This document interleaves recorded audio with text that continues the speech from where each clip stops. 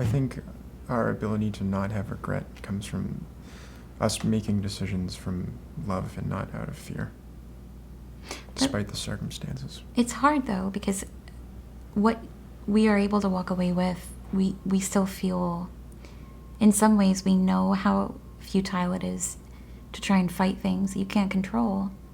You know, so some of these lessons that you learn from it, you know, it's like a deep wisdom you come away with at the cost of extreme suffering, but you can't teach it to anyone, really. You struggle to understand it, I think, probably for the rest of your life. Mm-hmm. And in some ways, like, if anything, we're more aware of how hard life is and how unfair and all, whatever adjective you want to put in there. In some ways, like, it doesn't get easier by any means, and I don't want to sound, you know, terribly negative, but it doesn't get easier. You still have to live your life. You still have to pay your bills. You still have to work and take care of your children and each other and yourself, which was definitely hard at first. When the thing that you love, which you should love, you know, your child is by far the most important and pure thing. I mean, children, no one can negate that or debate that. And for families like ours who've watched your child die, it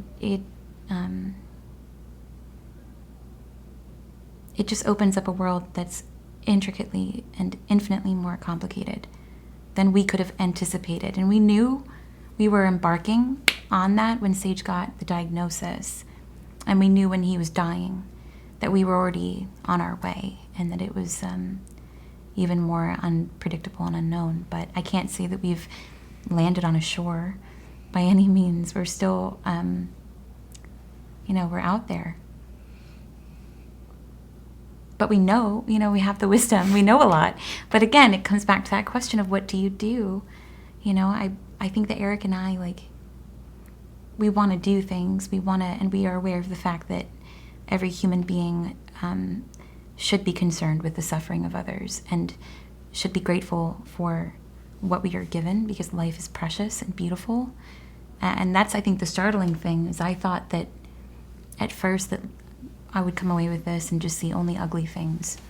And it's really the opposite. I mean, Sage is beauty, and his life has taught us beauty, and that's what makes it so hard. Because again, you're aware of all of the problems that exist, and it, in some ways, like, there's a part of me that feels incapacitated by all of that knowledge. But at the same time, I'm not the person that I was before Sage. You know, Sage's death, in some ways, I think it's freed both of us quite a bit, but it's also damaged us quite a bit, because how could it not? And we're present with that every day, and it's, you know, you're kind of tending to your own wounds to an extent. So that's kind of where we live, I think. And coming up with new ways of finding and expressing beauty and helping other people and trying to feel as fulfilled as possible, because we have more to fill, certainly,